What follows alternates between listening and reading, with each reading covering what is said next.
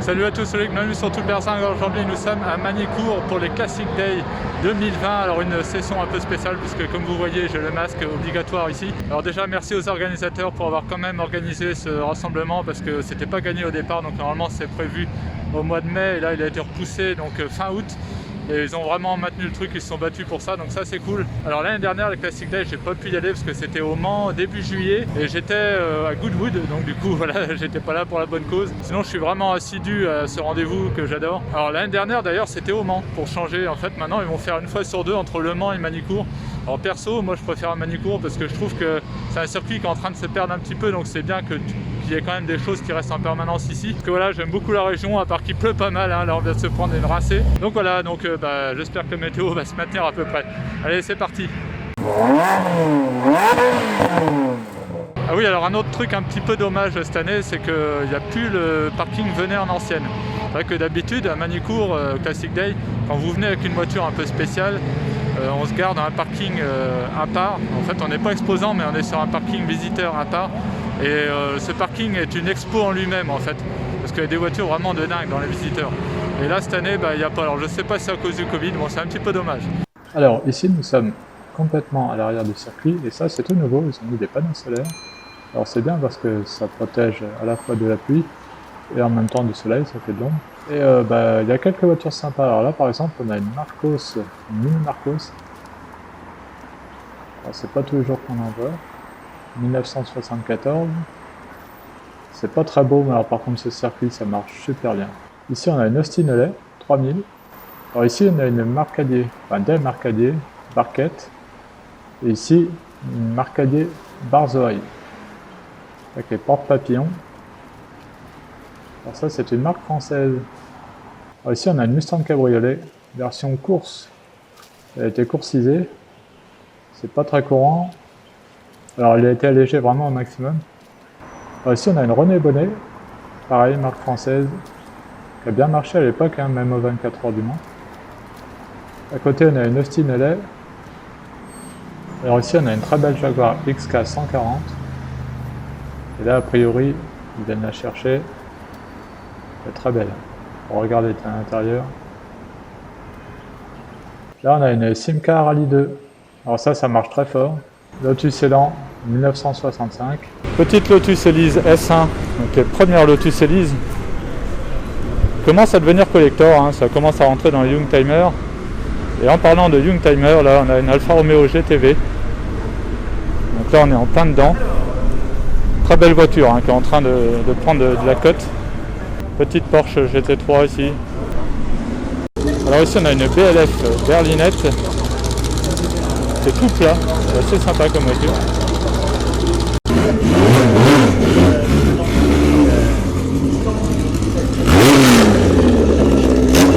Alors ici nous avons une Mustang de 1979. Alors celle-ci est une forme particulière. Le perso j'adore. C'est vrai que ça change les Mustangs ordinaires. Alors celle-ci a été un petit peu coursifiée. TVR 3000M de 1978. Alors là on a plusieurs Austin Mini.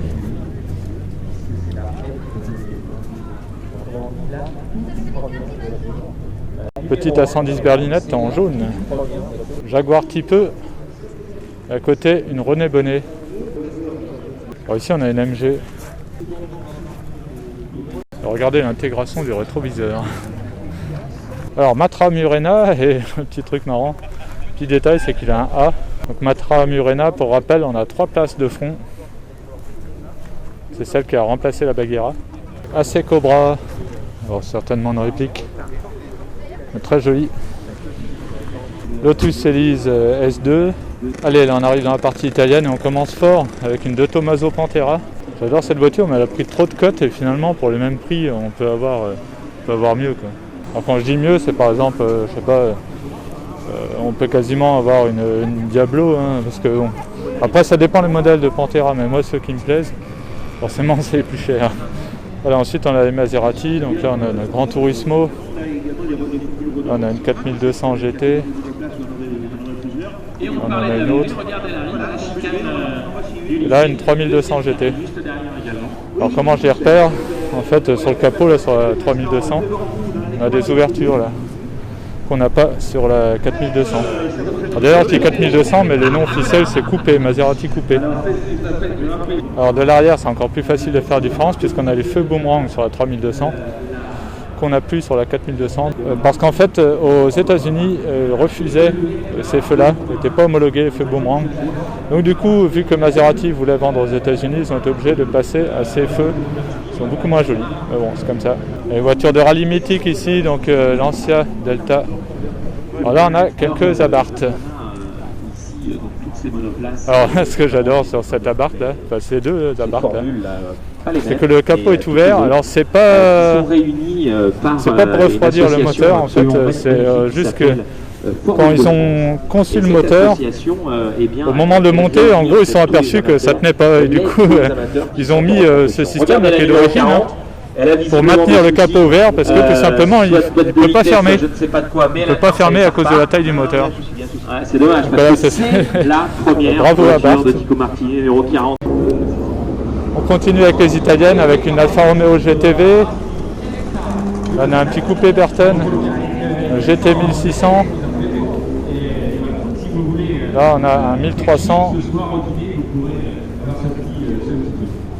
Alfa Romeo Spider, donc c'est la GTV en cabriolet.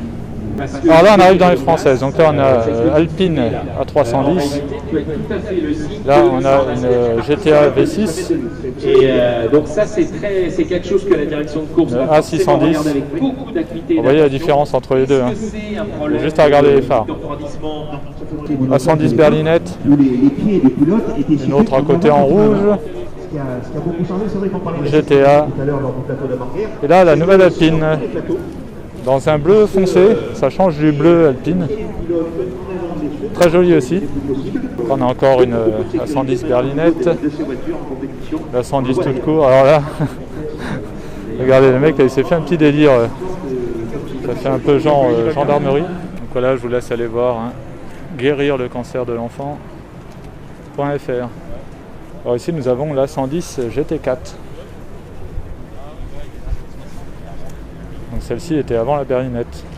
Allez, nous voilà revenus dans les italiennes avec une 348 TS.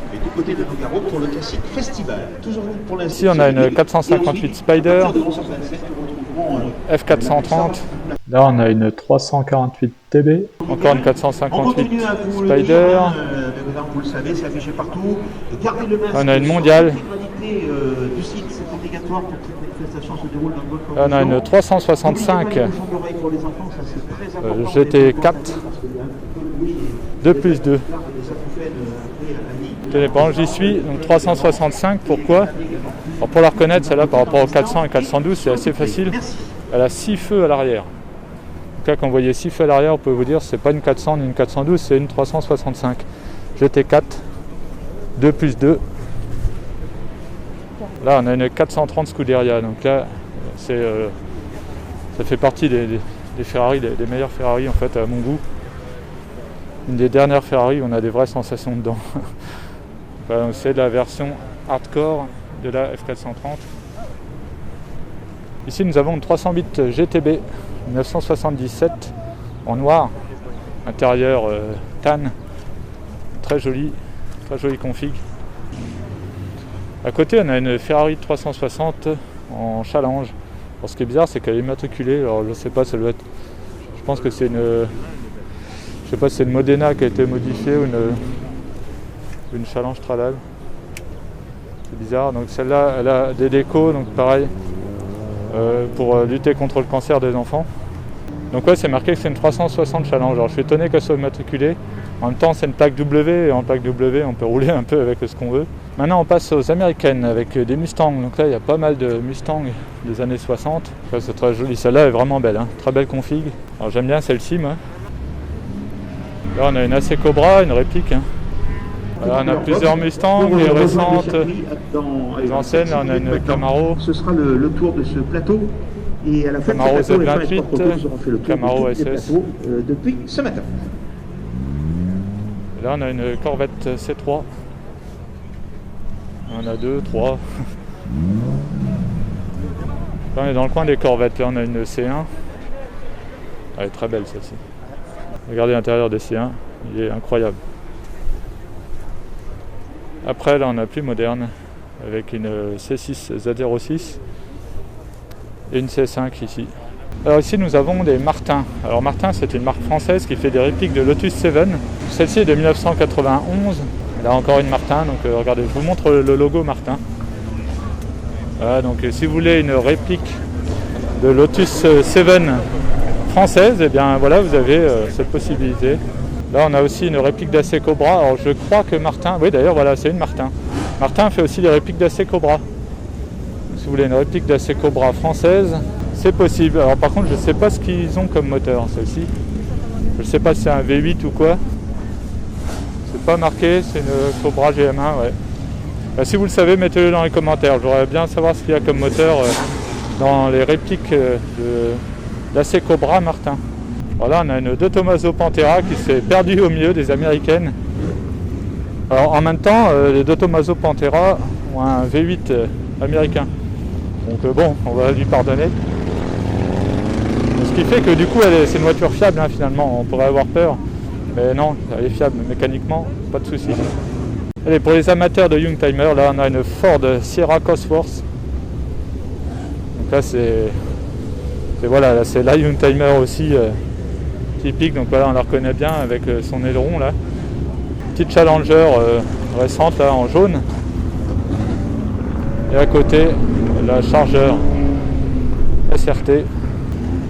Voilà, maintenant on passe aux anglaises. Alors là on a une petite Jaguar XK-R, une Jaguar XK120 coupé, XK120 Roadster. Donc là on a la version Roadster, la version coupée, petite Jaguar XK8, XK-R à côté, c'est la version plus sportive. Hein. Et là on a une F-Type R. Donc ça c'est une voiture que j'aime beaucoup au niveau design, elle est top. Après jamais eu l'occasion de faire un tour dedans, j'aimerais bien pour voir ce que ça donne. J'aime bien le son aussi, très joli son. XK8 cabriolet, petit peu Jaguar Mark 9. Alors ça c'est énorme. Hein. Alors là on arrive dans les triomphes, donc là on a une TR3, donc c'est celle que je préfère personnellement. Là on a une TR6, à côté une Spitfire. Celle-ci on va dire que c'est une des plus abordables et je pense qu'elle est sympa à conduire. Et après on a encore plus. Alors regardez là-bas vite fait, on a une Lotus 11. Alors je sais pas si c'est une vraie ou une réplique qui est en train de partir. Bon, je vous la refilmerai. Voilà, donc là ici on a plusieurs donc TR3. Alors ici on a une Triumph GT6. Donc ça c'est un petit peu la Spitfire en coupé. Et perso j'aime bien son design. Après on a deux Austin LA. Celle-ci Roadster, MGA, MGB. Et là on a une Marcos. Alors Marcos, j'adore cette marque. J'adore le design. Ah, regardez là on a une Lotus Elite. C'est pas très courant ça. Bon, c'est assez rare. À côté on a une Reliant Scimitar. Et ici on a une Bentley Azure. Alors ça j'aime bien aussi. Bon, je suis un peu jeune pour acheter ça pour l'instant. Mais j'adore, regardez là c'est vraiment le grand luxe, bon il y a des reflets mais voilà. Alors une Rolls-Royce, celle-là ça doit être une Silver Shadow, c'est une des Rolls les plus abordables à l'achat en tout cas. Donc voilà, si vous voulez acheter une Rolls, celle-ci on en trouve vraiment des prix abordables. Alors ici on a des Lotus plus modernes, donc là on a une Elise, une Exige, encore une Elise, une S1, donc les toutes premières. Et là, une Exige en V6. Alors celle-ci, j'adore. Alors, on y va. À un moment, j'ai même étudié un petit peu l'achat d'une voiture comme ça, parce que j'aime bien, c'est tout léger, c'est pas cher d'entretien. Celle-ci, c'est la 350 Sport. Et le petit détail que j'adore dans ces voitures-là, alors je ne sais pas si vous allez voir avec les reflets, mais vous savez, ça fait comme dans les Pagani. Alors, attendez, je vais essayer de me mettre... Voilà. Regardez au niveau du bas du levier de vitesse, on voit tout le mécanisme. Et ça j'adore, ça fait un peu comme dans les Pagani. Hein. Bon après la comparaison s'arrête là, mais voilà. Et je trouve magnifique cette voiture. Vraiment très belle, c'est une voiture c'est top. Alors, regardez celle-ci, config assez sympa. Donc, pareil en V6.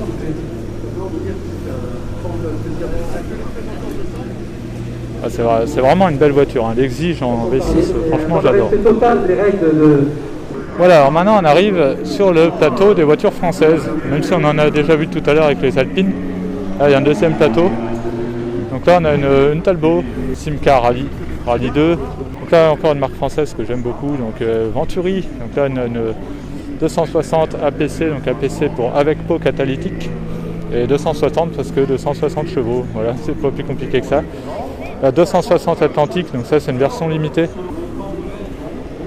Donc elle est équipée d'un V6 PRV, donc Peugeot, Renault, Volvo, qui est la position centrale arrière. Et après on a le coffre ici derrière. Alors grande mode en ce moment sur les Youngtimer, donc c'est les 205 GTI. Et là on a une version spéciale, c'est une griffe, donc on la reconnaît facilement par sa couleur. Une config particulière. D'ailleurs c'est marqué griffe là. Et là on en a une plus classique, en 1.9 GTI. Et là on a la version cabriolet. Alors là je viens de m'apercevoir de quelque chose, je ne savais pas. Je ne sais pas si c'est vrai, mais regardez, il y a le logo Pininfarina. Donc celle-ci a priori aurait été dessinée du coup par Pininfarina. Alors comme quoi on en apprend tous les jours, hein. Là je vous avoue que je ne savais pas. Alors des voitures qui sont encore bien abordables mais qui peuvent que prendre de la cote. On a des 405 Mi16. Là, celle-ci, ce n'est pas une Mi16, c'est une T16 pour turbo 16 soupapes. Très belle 309 GTI. Donc là, c'est pareil, hein. Là, ça prend de la cote. Alors ici, on a pas mal de traction. Alors là, on passe chez Renault. Donc là, on a une R5. La Super 5 GT Turbo. Celle-là est très belle.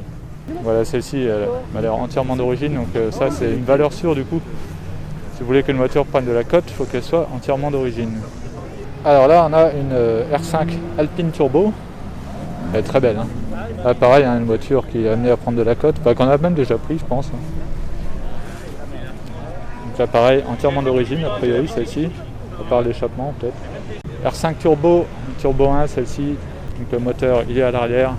Là en face on a Renault 12, donc Renault 12 ordinaire et là une Gordini, 2 Gordini, 3 Gordini, très jolie 4L. Ah, regardez celle-là, 4L fourgonnette F4, très très belle. Renault 11 90 GT et là Renault 11 Turbo. Alors truc incroyable qu'on n'aurait jamais cru il y a quelques années. Eh bien, on commence à avoir maintenant des BX sur les rassemblements. Donc voilà, une BX. Bon, c'est une GTI quand même, hein. C'est pas n'importe quel BX. Mais voilà, c'est marrant. Alors après, on a des Peugeot. Donc là, on a une 304, 504, 504 coupé, donc là, dessiné par Pininfarina, très belle voiture. Alors plusieurs Matra ici, donc là, une Murena, Matra Jet. Et là, on a une M530 LX. Ici, on a une JD. Dans le même genre, ici, on a une Scora. Alors là, on a un truc bizarre. Là, on a une Rovin. Alors là, je ne sais pas du tout ce que c'est exactement. Bon, c'est tout mignon. Alors ici, on a encore une Sierra Cosworth, mais en berline, cette fois. Et là, à côté, une Escort. Très belle Escort de 1973. Alors ici, on est sur le plateau Porsche. Donc là, c'est une vraie porcherie. Il y en a partout. Il y a 911 en tout genre. Bon, là, je vois qu'on a quand même une 356.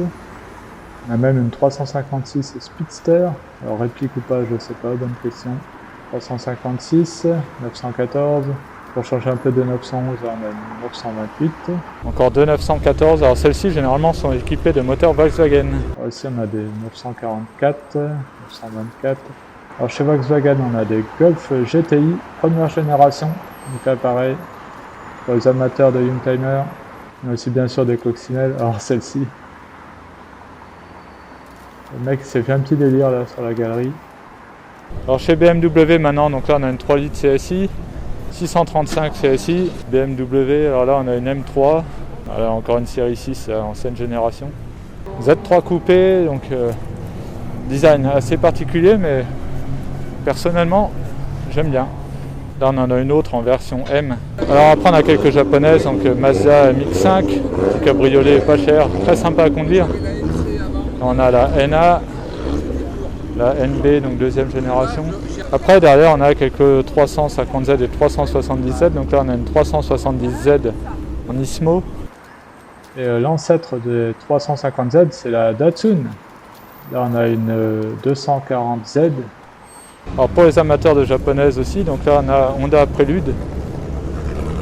Alors les Préludes, si je dis pas de bêtises, c'était les premières voitures à avoir les 4 roues directrices. Alors ici on a une Honda S800. Alors ici on a plusieurs Toyota Supra ancienne génération. Alors là on a une Volvo P1800. Et là on a une Burton. Alors Burton c'est moteur 2 chevaux. Et un design très sympa. Et là on peut voir que c'est des phares de 2 chevaux. Après on a des Audi forcément. Et là on a une Donkerwurth. Alors c'est marrant qu'elle soit à côté d'une Audi parce que Donkerwurth généralement ont des moteurs Audi. Donc c'est une D8 Cosworth. Ici là on a encore une Volvo. Alors là à côté des japonaises il a dû se perdre 360 Spider. Je sais pas ce qu'il fait là. Alors là on a une Mazda RX-7. Alors ça c'est des voitures qui peuvent être modifiées à mort et on peut atteindre des puissances phénoménales. Et là on a l'ancienne génération de RX-7.